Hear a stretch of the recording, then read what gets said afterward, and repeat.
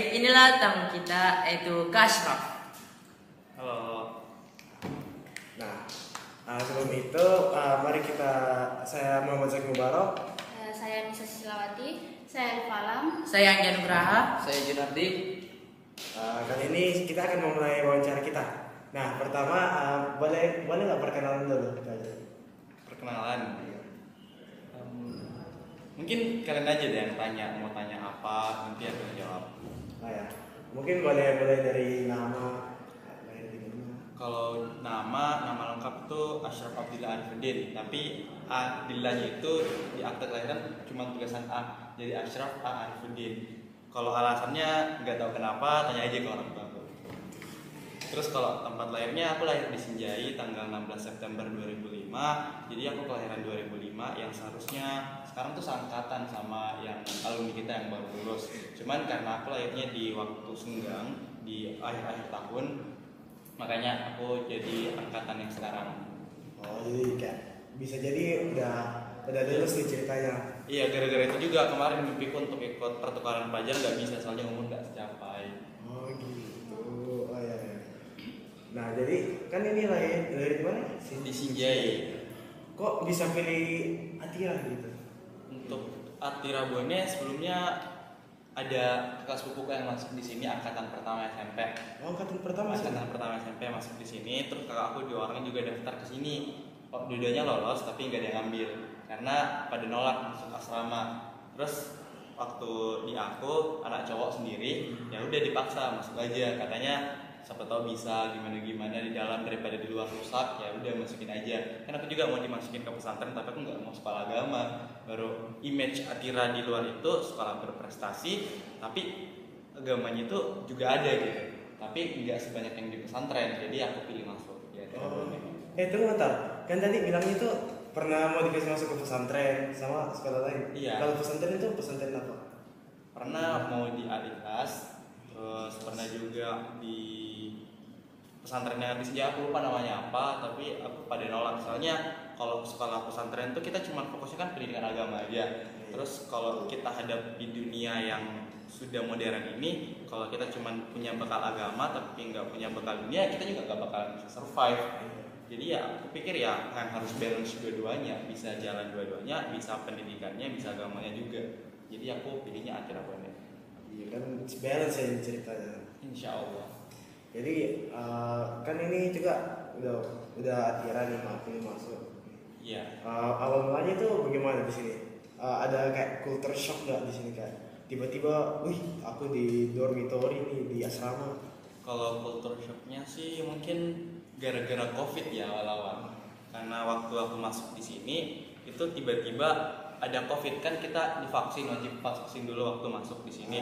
Semua orang divaksin dari kelas 12 sampai kelas 7 itu divaksin semua. Terus 2 hari setelah vaksin semuanya pada jatuh sakit, ada yang positif, jadi dipulangin semua. Terus yang tinggal itu cuman yang orang-orang dari luar Kabupaten Bone, terus orang tuanya nggak bisa jemput. Jadi yang tinggal di sekolah itu cuman sekitar 100-an orang, kayak sedikit banget. Kayak di kelasku saja kemarin itu cuman ada 9 orang dari total 25 waktu aku kelas 10, cuman 9 orang yang offline di sekolah belajar.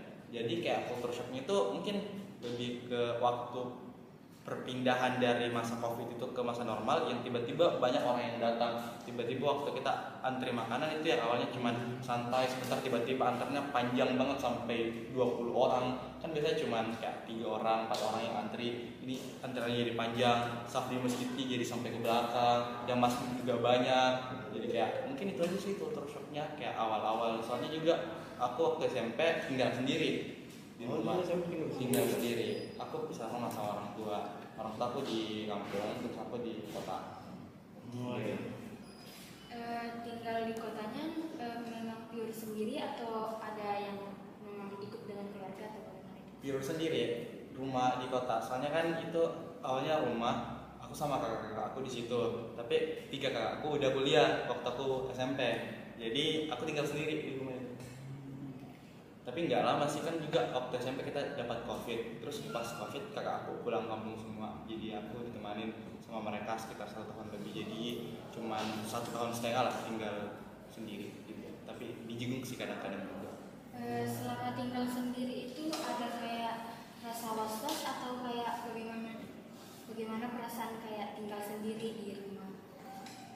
Kayaknya was-wasnya lebih ke itu aja sih, kalau lagi struggle tiba-tiba mikir yang horor-horor aja apalagi sendiri. Tapi kalau mau dihitung persentasenya juga lebih sering kak di luar rumah daripada di rumah. Soalnya kayak anak pramuka, terus juga anak OSIS waktu SMP, jadi kayak sering kumpul. Bahkan teman-temanku sering bermalam di rumahku, atau kalau enggak aku yang bermalam di rumah mereka. Tadi ada tentang pramuka, nah kayak ada kegiatan pramuka, OSIS, selain itu ada kegiatan apa lagi? Waktu SMP aku juga sempat ikut OSN matematika. Tapi waktu itu sudah lewati karantina OSN-nya, tiba-tiba waktu mau hari pelaksanaan kan COVID waktu Februari waktu 2019, jadi nggak jadi ikut, padahal udah karantina.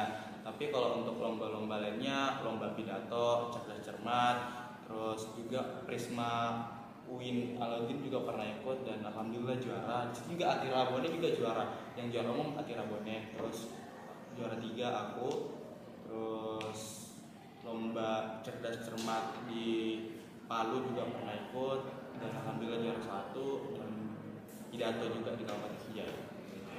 Kalau boleh tahu kak, SMP dulu apa? Kalau SMP ku dulu SMP Negeri 2 Senjai. Kalau sekarang udah ganti nama SMP Negeri 7 Senjai. Itu Kalau boleh tanya kak, kenapa dulu bukan di SMP Tira ini kak? sebenarnya mau udah daftar tapi nggak lolos. Oh dulu daftar jalur beasiswa kan? Iya, jalur beasiswa prestasi. Waktu kan soalnya waktu SD juga ikut OSN dan alhamdulillah sampai provinsi matematika. Tapi waktu dipakai daftar ke sini, waktu tesnya nggak belajar, kayak andal sertifikat aja, ya udah nggak lulus.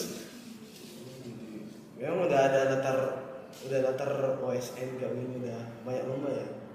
Sebenarnya bukan karena pintar sih, lebih ke rajin aja dulu. Kayak teman-temanku kalau dibilang yang lebih pintar, banyak yang lebih pintar, tapi yang rajin, yang menghadap ke guru, yang hadir setiap les OSN itu aku, jadi aku yang dipilih. Terus kan dulu dipilihnya 3 orang, jadi aku juga masuk dalam kota itu. Jadi memang dari dulu latar belakang keluarga itu udah semangatin Kak Acep tuh.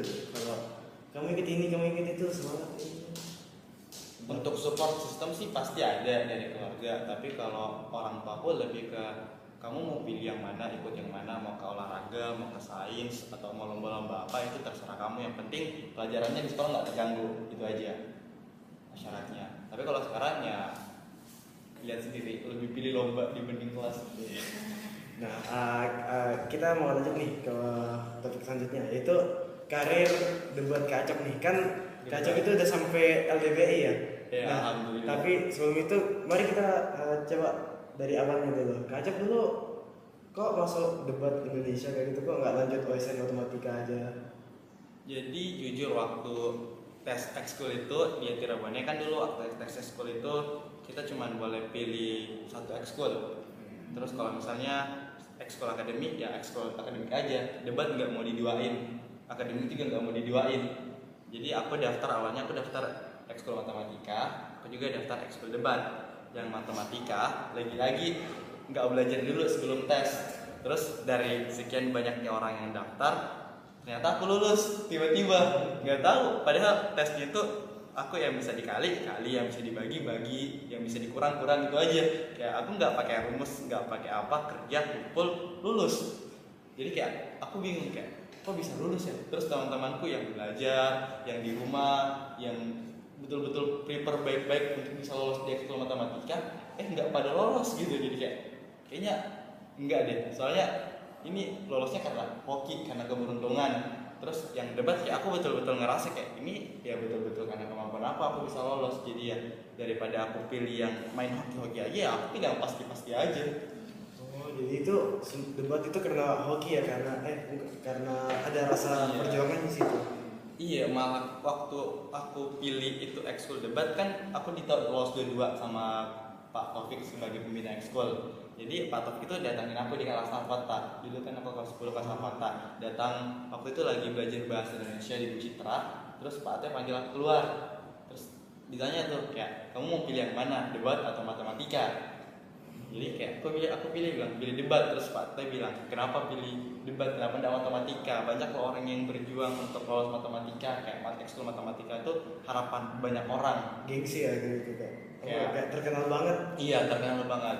Terus kayak aku bilang itu gara-gara aku lolos, aku nggak tahu kalau bisa lolos di matematika, jadi aku pilih debat. Terus pas itu sudah ada announcement pengumuman yang lolos ekskul debat, terus semua orang kayak pada bilang kok kamu pilih debat. Bahkan Kak Diana, Kak Hikmah juga dulu yang anak ekskul debat kayak bilang kamu kenapa pilih debat, kamu lulus matematika. Banyak orang yang mau matematika nggak lolos gitu.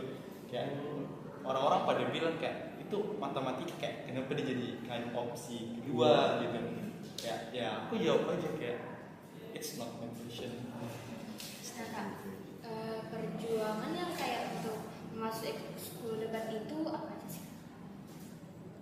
Perjuangannya Kayak yang kakak kerjain dengan kayak betul-betul banget gitu kan? Mungkin ada latihannya dulu Iya. atau seperti apa? untuk debat jujur waktu tahu debat itu juga pertama di SMA, SMP sebelum juga belum pernah kenal debat. Dan waktu mau tes debat juga ya aku cuman andalin public speaking aja. Jadi- Soalnya kan dari SMP juga udah sering lomba pidato, lomba yang mengandalkan public speaking, terus kepercayaan diri. Jadi aku bawa itu aja sebagai modal aku untuk daftar di ekskul debat. Terus waktu itu mau yang dikasih juga perizinan penggunaan HP di Atira Bone. Terus kita disuruh jadi kontranya, jadi kayak kita cari alasannya karena misalnya kita nggak perlu gunain HP di Atira Bone. Terus ya aku juga dibantu sama teman-teman dulu di ekskul debat SMP. Mereka dulu ekskul debat SMP, tapi waktu SMA mereka nggak lanjut ke ekskul debat kayak Fadil. Terus dia yang bantu aku kayak mikirnya bawain argumen ini, bawain solusi-solusi ini. Jadi kayak dulu waktu debat aku kayak betul-betul ngerasa itu adalah jalan yang aku mau pilih, jadi aku betul-betul maksimalin aja di situ. Kayak aku pakai kemampuan orang-orang di sekitarku juga, aku manfaatin mereka sehingga akhirnya aku bisa lolos. Jadi memang itu SMP nggak ada experience banget sama debat. Cuma memang public speakingnya udah kuat nih. Mungkin kalau public speakingnya juga nggak terlalu bagus sih, lebih ke percaya diri aja. Percaya diri aja. Jadi intinya kayak percaya diri aja ya untuk masuk di ekskul ini, atau kayak ada lagi kayak yang lebih yang harus ditingkatin untuk masuk di debat ini? Kalau waktu sebelum aku masuk ekskul debat, yang aku andalin untuk masuk ekskul debat itu cuma public speaking aja. Tapi setelah aku masuk kan kayak adik angkatanku, terus angkatan kalian juga itu, aku lihat aku jadi salah satu panelisnya kayak yang tentuin bagaimana mereka bisa lolos, apa kriteria-kriterianya. Terus aku lihat kayak percaya diri, public speaking itu juga nggak cukup, perlu juga critical thinking untuk kayak bagaimana mengolah argumentasi, bagaimana bangun argumentasi yang baik, bagaimana bangun sanggahan. Jadi kayak aku rasa sebenarnya dulu bisa dibilang kayak mungkin bakat alami aja sih kayak begitu. Makanya aku kayak ngerasa ini adalah pilihan terbaik, ini adalah pilihan yang benar yang aku pilih. Baik, kan kakak adalah apa, wakil dari SMA sebagai peserta LTBI. Tentunya masih ada lomba-lomba sebelumnya yang telah kakak ikuti. Salah satunya adalah lomba pertama kali kakak ikuti. Nah, kan kakak di situ bilang bahwa kakak masih merupakan dari orang lain, masih bingung dalam menyusun argumen, sanggahan, kayak gitu dan lain-lain. Nah, bagaimana apa yang terdapat dalam pikiran kakak sehingga atau melihat lawannya yang sudah begitu menguasai tentang debat? Waktu itu lebih ke pressure ke diri sendiri aja. Kayak kan debat itu lomba tim. 2 orang teammateku udah berusaha maksimal. Kayak aku nggak mau jadi beban di antara mereka berdua. Jadi kayak mereka udah maksimal, mereka udah latihan. Ya aku yang notabene-nya baru pertama kali join lomba debat, masa mau nyantai-nyantai aja, kayak tunggu bantuan dari mereka. Jadi aku push diriku, aku latihan sama senior-senior yang kuasai pembicara ketiga, karena waktu lomba pertama aku juga jadi pembicara ketiga dalam debat. Jadi kayak aku latihan apa tips and triknya, terus bagaimana caranya biar kita bisa optimis menang, karena dalam debat tuh yang harus paling optimis untuk menang. Kayak walaupun pembicara pertama sama pembicara duanya udah dihancurin argumennya, pembicara tiga tuh harus tetap optimis untuk menang. Karena kapan pembicara tiganya pesimis, ya udah kamu kalah. Tapi ketika pembicara ketigamu optimis dan bisa balikin keadaan, timmu bisa menang. Dan itu yang terjadi waktu lomba pertama aku, dan alhamdulillah juara 2 tingkat nasional lomba pertama. Kalau misalkan mencatatkan debat dalam forum lomba itu, apakah atau kakak atau tim kakak itu pernah melakukan beberapa kayak susunan argumen yang salah kayak, atau kayak yang mau disangka itu bukan argumen satu tapi argumen dua? Untuk kesalahan seperti itu pernah, dan itu di LDBI, dan itu yang buat timku kalah dan buat timku tuh nggak ada yang masuk ke best speaker. Padahal kalau dari 3 ronde lainnya itu tinggi-tinggi poinnya, cuman di ronde keempat itu poinnya rendah banget, jadi nggak ada yang masuk ke jajaran best speaker. Dan di situ karena kesalahan kita memahami mosi.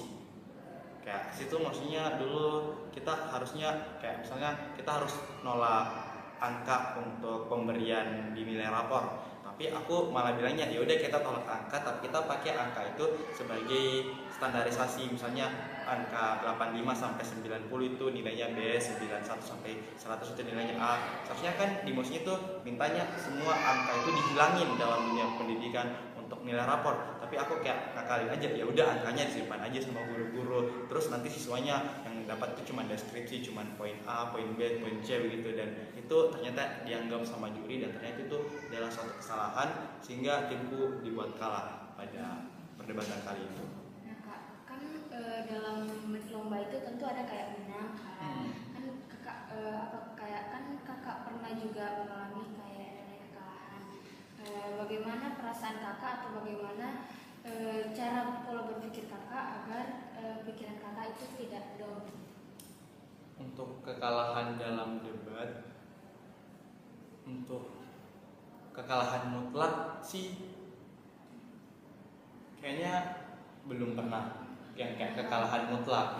Jadi kayak kalau misalnya kan untuk perdebatan itu kita kayak misalnya kita kalah di ronde pertama, tapi untuk di babak preliminar itu masih ada babak ronde 2, ronde 3. Jadi kayak moodnya itu tetap harus dijaga, tetap harus bagus. Jadi kalau misalnya kita kalah di ronde pertama, cara buat bagusin moodnya itu apa? Kita nyalahin juri. Jadi jurinya yang salah, padahal kita udah bawa argumen ini buat kuatin hati aja biar kayak kita pede aja kita bakalan menang. Terus kita pakai evaluasi dari juri sebelumnya juga, kayak misalnya kita kurangnya di sini, ya udah kita tekanin ini. Soalnya setiap juri perdebatan dan setiap event lomba debat itu mekanismenya tuh kayak beda-beda, walaupun sebenarnya secara garis umum itu sama, tapi setiap kan jurinya juga manusia, jadi pasti kayak ada orang-orang yang lebih condong ke arah apa misalnya, jadi kita harus ikutin dia. Kan debat itu seni persuasif kepada orang lain, jadi kayak kita harus perhatiin juga bagaimana tipe jurinya, apakah jurinya suka ketika kita berambi-ambi, atau kita jurinya itu suka orang yang slow tapi isinya banyak, dagingnya tebal dari apa yang kita omongin. Jadi kayak kita harus pintar juga lihat bagaimana jurinya kita, belum juga lawannya. Kayak misalnya kita mainin ekspresi kita biar lawan kita tuh jengkel, jadi kayak mereka emosi, mereka marah, jadi argumen itu pada hilang semua. Jadi permainan emosi. Iya, kita kayak ini sebenarnya licik, tapi ya mau gimana, ini adalah kompetisi dan ini nggak dilarang juga, ya udah manfaatin aja. Jadi penguasaan kayak emosional juga penting ya kan? Iya, penting banget, apalagi kalau kita mau bangun argumentasi, kita mau lihat dari sudut pandang yang berbeda dari orang-orang lain, itu kalau misalnya kita tidak fokus kepada emosi itu ya nggak bisa. Kayak kita harus betul-betul dalami, kita harus jadi orang yang hidup di dunia yang diinginkan sama emosi itu, supaya kita bisa merasakan apa misalnya dampak-dampaknya. Kita harus bayangin, kayak coba aja bayangin kalau misalnya ada emosi yang bunyinya dewan ini dengan asumsi teknologinya ada, dewan ini akan melegalkan reinkarnasi manusia. Nah, itu kayak nggak kepikiran kan sebagai manusia normal, reinkarnasi manusia ya nggak mungkin lah ada, udah masuk ke logika. udah masuk logika, tapi kan ada, harus dibenarkan, harus kita dukung ya. Kita harus bayangin kayak mungkin salah satu tips and triknya kalau mau ikut lomba debat, kalau untuk emosi-emosi asumsi begitu ya, sering nonton film fantasi atau baca buku-buku fiksi. Dia kayak pikiran kita tuh nggak sesempit dunia realita yang ada. Karena juga melibatkan imajinasi juga. Jadi Iya. agak Kayak susah. kadang kita ngebawain argumen yang menurut orang-orang itu nggak logis, tapi dengan kata-kata kita, dengan step by step analisis kita itu bisa jadi suatu hal yang logis. Nah ini kan Kak Acep ini udah banyak tuh ikut lomba. Pasti ada persiapan. Karena nggak tuh kalau ikut lomba nggak ada persiapan sama sekali. Tapi juara. Pernah. Itu Lomba pertama, Oh itu lomba pertama. lomba pertama aku dikasih tahu ikut lombanya H-1.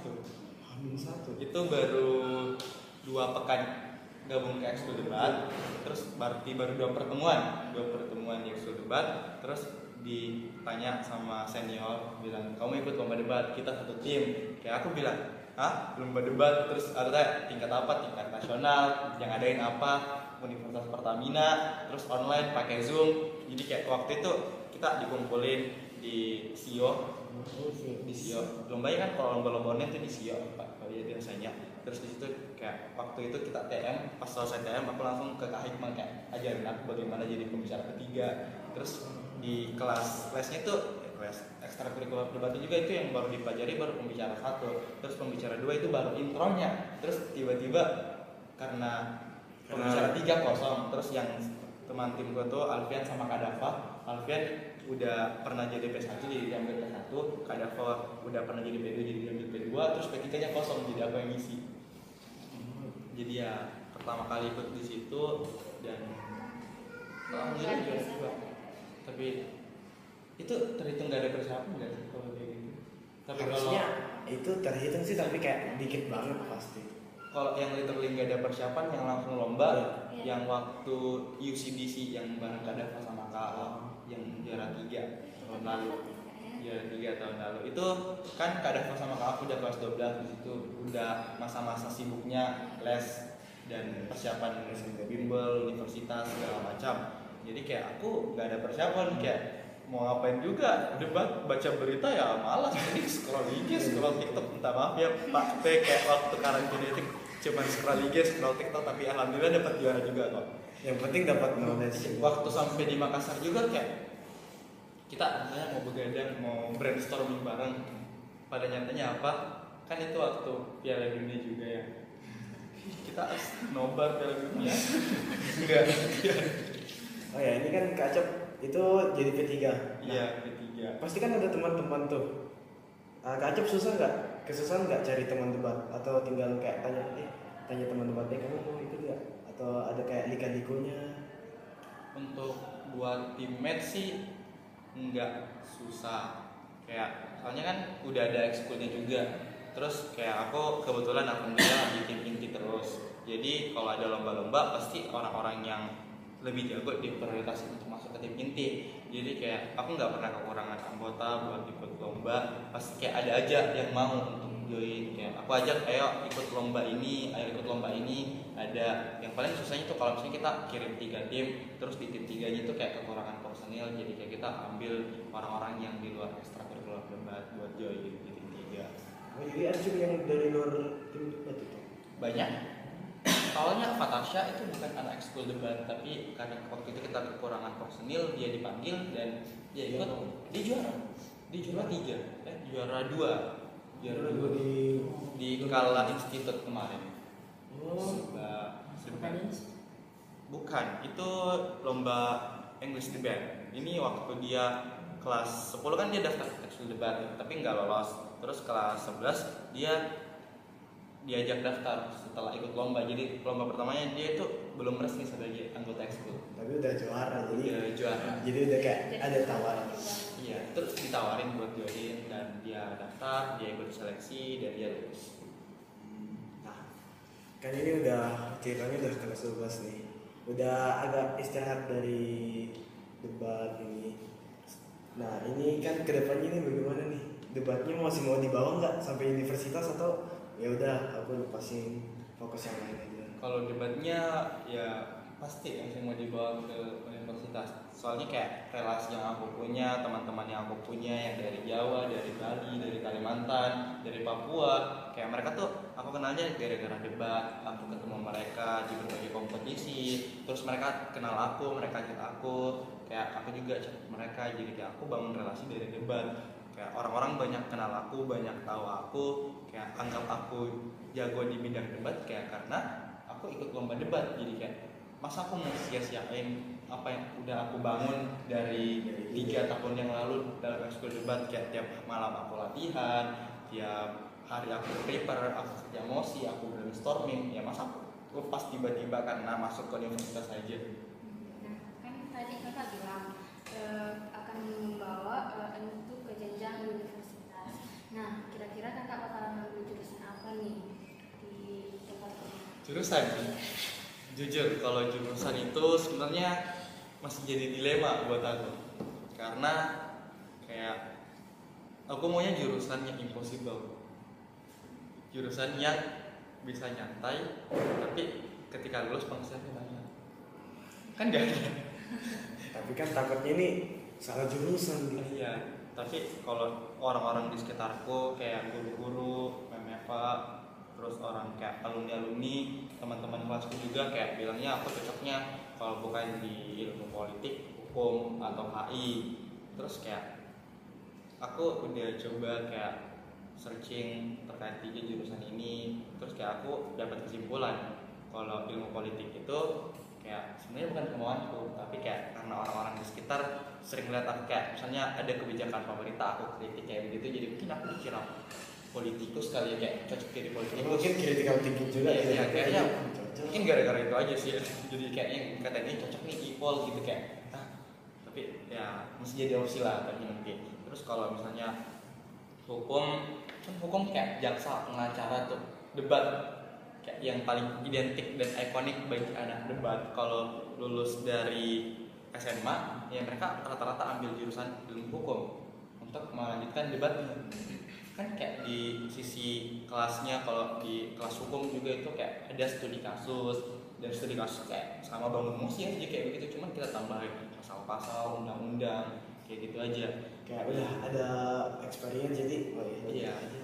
Terus kalau untuk hubungan internasional ya kayak pernah nggak baca bukunya tentang kamu, bukunya Zaman Terelie yang terbang ke sana ke sini gitu, dari anak hukum tiba-tiba jadi pengacara gitu. Pernah bacakan itu? Kayak aku pikirnya ya ini kenapa nggak jadi diplomat aja gitu, kayak biar bisa terbang sana sini dari berbagai negara. Misalnya pagi ini sarapan di Indonesia, nanti siangnya kita udah ada di Singapura, terus kita terbang lagi ke Brunei, terbang lagi ke India. Kayak aku pengennya kayak hidup gitu-gitu aja, kayak berkelana bebas gitu. Iya, tapi kayak aku maunya yang santai, tapi ya nggak ada, makanya kayak ini impossible gitu. Jadi kayak masih dilema sih. Tapi untuk yang sekarang opsi paling tinggi ku adalah ilmu hukum. Jadi ini kayaknya kerjaan, kalau misalnya kerja nanti ke depannya kayaknya ke arah UNICEF nih atau kayak ke PBB gitu kerjaannya. Jujur aku nggak mau tertarik sama pemerintahan. Nggak Pemerintahan tertarik. kan problematik sebenarnya. Problematik sih. Aku takutnya kayak orang yang kayak aku aja yang masalah agama aja takutnya kayak bimbang sana sini, dilema, pilih jurusan aja dilema, tiba-tiba masuk ke lingkungan politik, ke lingkungan pemerintahan yang banyak orang-orang yang hitam ceritanya, paham kan maksudku? Ya nggak boleh disebut di kamera, yang kayak hitam gitu, ada hitam dan putih. Takutnya aku tertarik ke hitam karena uangnya lebih banyak ya pasti. Karena social konflik ini belum selesai. Iya, apalagi kita hidup di negara berkembang yang KKN-nya masih tinggi, korupsi nepotismenya masih tinggi, ya takut aja. Jadi kayak ada ketakutan dari diri sendiri, jadi nggak usah deh. Kayak Pemerintah itu bayangin. kayak urusin aja tuh sendiri. Iya, kayak kalau misalnya negara kita konflik tiba-tiba kenapa kayak ya udah itu urusannya mereka. Kayak ini lebih ke apatis sama politik. Tapi sebenarnya aku cinta sama negara, tapi kayak aku nggak suka soal begituan. Kayak kalau mereka melakukan kesalahan kita kritik ya, kita malah disomasi, kita malah dituntut undang-undang ITE. Ya ini negara hukum apa negara apa gitu sih. Jadi aku mikirnya kayak banyak orang yang idealitasnya kayak nanti aku bakalan ubah itu undang-undang, aku bakalan mau masuk ke pemerintahan. Atau contohnya ketua BEM UI yang demo DPRD ujung-ujungnya masuk ke DPRD terus korupsi. Ya, apa bedanya? Kayak itu ya. Memang itu kayak ada apa sih? Kayak malas aja gitu. Kayak mending oke, aku cinta Indonesia, tapi nggak usah Ya. sampai kerja intinya gitu. Ya, supportnya lah dari sisi yang berbeda, misal kayak nyumbang prestasi mungkin ke untuk Indonesia, atau kita bangun teknologi atau apa yang bisa memperkenalkan nama Indonesia ke luar. Kayak itu aja. Karena kan banyak cara tuh untuk banggain Indonesia. Tapi jangan sampai nanti yang terpilih jurusan yang ketiga ilmu politik ya. Jalan aja. Ya aja. Kan takdir Tuhan tahu yang terbaik untuk kita. Kira-kira sudah ada nggak sih bayangan universitas apa saja yang akan menjadi plan kakak selanjutnya? Untuk plan tentunya ya pasti yang terbaik di antara yang terbaik. Terus kalau untuk ilmu hukum kan yang terbaik di Indonesia saat ini ada Universitas Indonesia. Jadi salah satu wishlistku untuk join ke Universitas Indonesia. Tapi kalau untuk kemauanku sebenarnya aku maunya di universitas swasta. Karena kayak lingkungannya pasti jauh lebih baik, dosennya jauh lebih friendly, terus teman-temannya pasti kayak lebih tinggi kualitas dirinya lah dibanding di sekolah-sekolah Kan negeri. dibiayai sama pihak swasta juga, jadi bisa jadi gajinya lebih tinggi daripada yang Iya, terus swasta juga justru jauh lebih banyak kolega bisnisnya sama perusahaan-perusahaan besar. Soalnya kan mereka swasta, mereka dari keluarga pebisnis, ya pemiliknya pasti punya banyak relasi lah. Jadi aku sebenarnya pengen ke swasta, tapi ya itu biayanya mahal banget swasta. Kayak nggak mau bebanin orang tua juga, kayak nggak enak. Kayak di sini aja biayanya udah mahal banget, tiba-tiba kuliah biayain lagi gitu kayak. Nah, kasihan juga sih kalau gitu kayak. Ya udah mending ke universitas negeri aja. Tapi setelah aku cross check ternyata kayak universitas top di Indonesia juga ya nggak kalah jauh juga sih sebenarnya. biaya. Cuman kalau misal berhasil lolos SNBP atau misalnya SNBT itu biayanya lebih murah. Jadi ya aku prioritasin buat SNBP dan SNBT aja. Jadi ini masih banget perjuangan ini kacau. Perjuangan sih nggak bakalan habis. Ya kan? Kayaknya udah sampai sini aja ya. Yang bertanya nggak? Kayak udah cukup ya. Tentang prestasi itu Prestasi. Kalau untuk prestasi yang sampai luar negeri sampai saat ini belum ada. Soalnya juga basicnya aku ke bahasa Indonesia, kayak misalnya debat bahasa Indonesia, esai ilmiah bahasa Indonesia atau KTI yang bahasa Indonesia.